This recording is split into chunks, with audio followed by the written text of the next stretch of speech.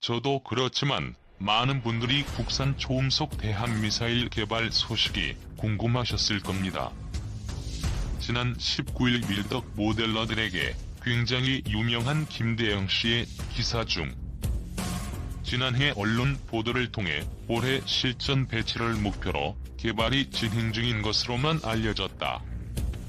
비닉 사업, 즉 기밀 유지 사업인 관계로 개발 중인 초음속 대함 미사일에 대한 자세한 정보가 공개되지는 않았지만 군 관계자에 따르면 지난 2007년부터 개발이 검토되었으며 지상 및 해상 그리고 수중에서 운용될 예정으로 전해진다. 이렇게 기밀 사업으로 진행 중이었으며 올해 실전 배치가 목표라네요. 지대함, 함대함, 잠대함 버전으로 개발될 예정이랍니다. 그리고 이를 개조해 공대함 초음속 미사일 버전을 개발할지에 대한 선행 연구가 4월에서 12월까지 이루어진답니다. 중국, 러시아를 제외하면 서방 국가 중 마땅히 공대함 초음속 미사일을 개발한 나라가 없어 국산 초음속 대함 미사일로 공대함 버전을 개발하는 것이 유력하다네요. 그리고 KF-X에서 운용될 것이라고 합니다. 기사 타이틀에 항공모함 잡는 초음속 공대함 미사일이라고 뽑은 걸 보면 국산 초음속 대함 미사일들의 목표가 중국 항모임을 짐작해 하죠. 그리고 요즘 게시판 내에서 떠들썩한 한국 항모안이 대형 상륙함3이 나온다면 어떤 위협에 처하게 되는지도 생각해볼 만한 타이틀입니다. 일본 정부가 초음속 대함 미사일 개발에 속도를 내고 있다고 홍콩 사우스 차이나 모닝 포스트가 29일 보도했다. 일본은 초음속 미사일을 오는 2026년 실전 배치한다는 목표를 세우고 있다고 이 신문은 덧붙였다. SCMP는 초음속 미사일이 중국과 분쟁 중인 쩌위다오 열도 방어용으로 사용될 것으로 전망했다. 이 신문은 또 일본이 2028년 개량형 초음속 미사일을 실전 배치한다는 계획을 가지고 있으며 개량형 초음속 미사일에는 항공모함을 공격할 수 있는 탄두가 장착될 것으로 보인다고 전했다. 일본이 미사일 개발에 성공하면 미국과 중국, 러시아에 이어 세계에서 네 번째로 초음속 미사일을 보유한 국가가 된다. 이 미사일의 속도는 마하오. 시속으로 환산하면 시간당 6120km를 이동할 수 있는 속도다. 발사 후 5분 안에 500km 이내 목표물에 도달하는 셈이다. SCMP는 일본이 방위용 무기만 보유한다는 전수방위 원칙을 준수하기 위해 개발 중인 초음속 미사일의 사정거리를 500km 이내로 제한할 것으로 봤다.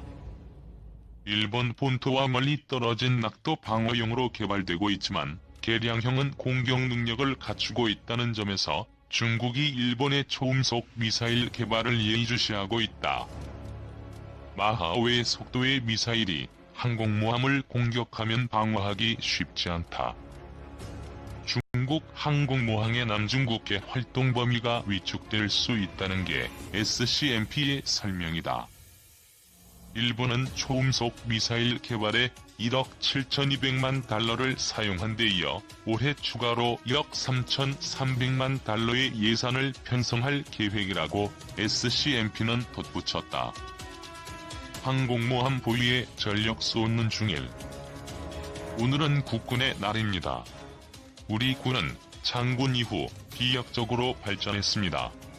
각종 고가, 첨단 무기로 무장하고 있습니다. 우리 해군 또한 2차 대전 때 미군이 쓰던 함정을 공여받아 주력함으로 운용하던 수준에서 이제 이지스함과 세계 최고 수준의 디젤 잠수함 등 첨단 함정을 보유하고 있습니다. 그리고 이제 항모 보유를 추진 중입니다. 한반도 주변은 지금 항공모함을 보유하려는 경쟁이 치열합니다. 중국은 이에 소련에서 수입한 중고 항공모함 발여구를 개조해 2012년 첫 항모를 취역시켰습니다. 6만 톤급으로 선수 부분이 올라간 스키 점퍼대를 갖추고 있습니다. 2017년에는 7만 톤급 항모를 진수했고 내년에 취역할 것으로 예상됩니다. 2015년 2월부터 8만 5천 톤급 항모도 건조하고 있습니다. 중국이 자국에서 건조한 항공모함. 중국은 미국의 항공모함과 비슷한 덩치인 10만 톤급 핵추진 항모 보유도 추진 중입니다. 2030년대까지 모두 6척의 항모를 보유해 남중국 해를 장악하고 태평양에 진출한다는 원대한 전략을 세우고 있습니다. 중국 항모에서 이착륙 훈련 중인 함재기. 일본은 이미 취역한 이즈모급 헬기 수송함 2척을 F-35B를 운용할 수 있는 2만 4천 톤급 항모로 개조하고 있습니다. 모두 4척의 항모 보유를 추진 중입니다. 일본은 센카쿠를 놓고 중국과 분쟁을 빚고 있습니다. 항모로 개조 중인 이즈모함과 카가함, 미국도 일본의 항모 보유를 독려하고 있습니다. 강력한 미일 동맹을 기반으로 중국의 태평양 진출을 견제하기 위해서입니다. 무기 판매를 치적으로 삼고 싶어 하는 트럼프 대통령에게 일본이 항모 보유는 F-35B를 팔 기회입니다. 지난해 5월 트럼프 대통령이 일본을 방문했을 때 이즈모급 이번함 카가에 아베 총리와 함께 올랐습니다. 카가함에 방문한 트럼프 대통령. 2020년대 중반 중국과 일본은 모두 스텔스기를 운용하는 항공모함을 작전에 투입하게 됩니다. 대양해군의 수번 항모.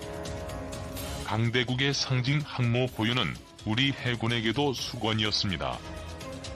항모 보유 이야기가 나온 건 김영삼 정부 때부터였습니다. 당시엔 우리 경제력으로는 버거웠습니다. 해군도 덩치가 작고 대양 작전이 힘든 작은 프리기함부터 대형 구축함으로 바꾸는 게 시급했습니다. 개발의 주석 편자라는 말이 나오며 사업화되지는 못했습니다.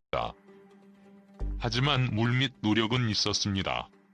1994년 소련의 옛 항모 민스크를 우리 업체가 수입했습니다. 분해해 고철로 활용한다거나 해상 호텔로 쓴다고 했습니다. 한편으론 우리 정보기관이 나서 항모 구조를 파악하고 설계와 소재 기술도 파악한 것으로 알려졌습니다. 대한민국 경항모 모습은? 그런데 현 정부 들어 항모 보유가 본격적으로 추진되고 있습니다. 공식적으로 사업화가 된 겁니다. 지난해 소유가 제기될 당시엔 대형 수송함 사업이었지만 올해 6월 국방중기 계획을 발표할 때 경항모로 이름이 바뀌었습니다. 내년에 기본 설계에 들어가 2030년대 초 전력화한다는 게 군의 목표입니다. 한국형 경항모는 4만 톤급으로 길이 250m, 폭은 약 40m로 연료와 함재기 등 최대 적재량을 실은 상태에서 선체가 밀어내는 물의 부피, 즉 만재 배수량이 4만 톤으로 일본이 건조를 추진 중인 항모보다 큽니다. 한국형 경항모에는 수직 이착륙 전투기 F-35B를 15대 정도 탑재할 수 있습니다. 수직 이착륙이 가능하지만 연료를 절약하기 위해 이륙은 갑판을 달리며 하고 선미 쪽 갑판에 수직으로 내립니다. 해병대 상륙작전을 지원할 기동헬기, 이를 엄호할 공격 헬기도 실립니다. 이 F-35B가 원거리 공격에 나서거나 우리 해군 함대를 향한 적전투기 공격을 방어하는데 800여 킬로미터의 작전 반경을 확보하게 됩니다.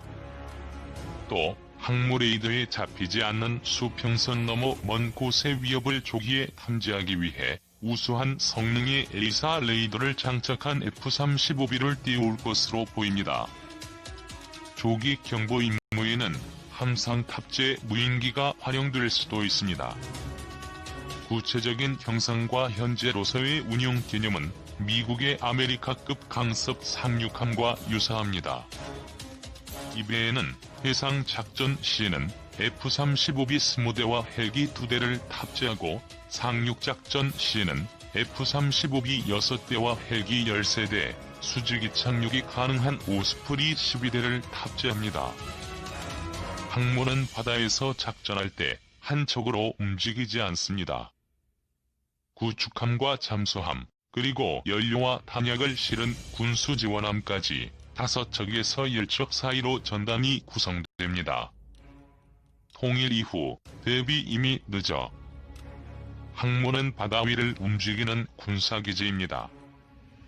육지에 있는 고정된 공군기지는 유사시 적의 제1타격 목표입니다. 북한과의 분쟁이 터졌을 때 항모는 함재기를 싣고 먼 바다로 나가 북한을 향해 발진시킬 수 있습니다. 북한으로서는 예측하지 못한 경로에서 항공 세력이 침투하는 겁니다. 해군은 전투기 운용기지를 육상기지와 해상 플랫폼으로 다양화하면 방어는 물론 전력 운영의 융통성을 높일 수 있다고 설명합니다. 하지만 항모는 사실 북한보다는 통일 이후 주변의 잠재적 위협을 대비하기 위한 전력이라고 봐야 합니다. 동해의 독도와 대화퇴어장, 남해의 칠광구와 여도까지 분쟁이 벌어졌거나 분쟁이 예상되는 상황에 대비해 항모 보유가 추진되고 있습니다. 미국의 항모는 10만 톤짜리 외교라고 불립니다. 항모 전단이 파견됐다는 사실만으로도 상대국은 엄청난 압박을 받게 됩니다. 군에서 쓰는 말로 항모가 주는 현시 효과라고 합니다. 항모는 국력의 상징이자 우리의 전략적 의지를 보여주는 무기입니다. 항모를 통해 우리를 건드리면 설사 이길 수 있다 해도 너희들 또한 다칠 것이라는 메시지를 줄 수 있다는 겁니다. 주변국과 대등한 전력은 보유하지 못하더라도 최소한 상대의 전략적 의도를 변화시킬 수 있는 최소한의 억제력으로 작용할 수 있습니다. 이처럼 항모는 군사적으로는 물론 정치적으로도 유용한 무기지만 전력화엔 오랜 기간이 필요합니다. 우리 해군은 항모를 운용해 본 적이 없습니다. 훈련하고 항모에 맞는 전술을 개발해 시험도 해봐야 하고 다른 수상함, 잠수함과 묶어서 훈련도 해야 합니다. 이 모든 작업에 최소 10년 이상 걸리는 점을 감안하고 주변국의 발빠른 움직임을 고려하면 이미 늦었다는 게 군 당국의 판단입니다. 가성비 낮아 비싼 표적일 뿐. 하지만 항모는 크고 비싼 무기체계입니다. 항모 한 척 건조에만 2조 원입니다. 이 비용 또한 낮게 책정됐다는 지적도 있습니다. 탑재할 F-35B는 예비기까지 20대를 구매하는데 또 2조 5천억 원이 들어갑니다. 기체 가격만 이 정도고 탑재 무장, 향후 유지비는 따로 계산해야 합니다. 항모 한 척으로는 실제 군사작전 활용은 제한된다는 지적도 있습니다. 한 척은 수리나 훈련을 할 동안 다른 한 척은 작전 해역까지 오가며 교대를 해야 합니다. 지금의 한 척 건조지만 한 척을 전투에 투입하려면 최소 2에서 3척은 필요한데 비용은 그만큼 더 늘어날 수밖에 없습니다. 항모 자체의 생존성에 대한 의문도 있습니다. 항모에는 어뢰와 미사일을 방어할 수 있는 기초적인 방어 체계가 실립니다. 또 여러 척의 구축함이 둘러싸 항모를 방어합니다. 하지만 일본과 중국은 초음속 대함 순항 미사일을 개발 중이거나 개발했습니다. 미사일 전문가들은 북한 또한 초음속 대함 순항 미사일 보유로 갈 것이라고 예상합니다. 중국은 마하 10의 속도로 날아가는 극초음속 활강체도 선보였습니다. 대함 탄도미사일은 아무리 속도가 빨라도 탄도를 그리며 비행하기 때문에 미래 위치를 예상할 수 있습니다. 재래식 순항 미사일은 암속으로 비행합니다. 이쪽으로 대응 무기를 발사해 요격하는 게 대한미사일 방어 체계의 개념입니다. 하지만 극초음속 활강체는 탄도미사일과 다른 비행을 하고 속도도 매우 빨라 기존의 방어 체계로는 대응할 수 없습니다. 중국은 이러한 무기 체계로 미국 항모의 자국으로의 접근을 거부한다는 전략을 세워놓고 있습니다.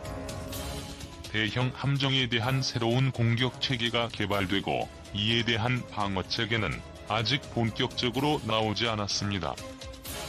그런데 항모를 띄워봤자 전투 상황에서 비싸고 쉬운 표적으로 전락할 것이 뻔하고 주변국과 항모끼리 대치하는 상황에서도 우리 항모는 생존성이 낮다는 겁니다. 때문에 주변국이 항모 보유에 열을 올린다면 우린 항모가 아니라 다른 방향으로 전력을 건설해야 한다는 주장도 있습니다. 항모 보유 목적이 불분명하다는 지적도 있습니다. 중국은 남중국해 장악과 미국과의 패권 경쟁, 일본은 센카쿠 열도 등 중국과의 해양 영유권 분쟁 대비라는 현존하는 목적이 있습니다. 그런데 우리 항모는 잠재적 위협이라는, 바꿔 말하면 현존하지 않는 위협에 대비한다고 합니다. 국회로 옮겨간 논란 철저히 검증할 것.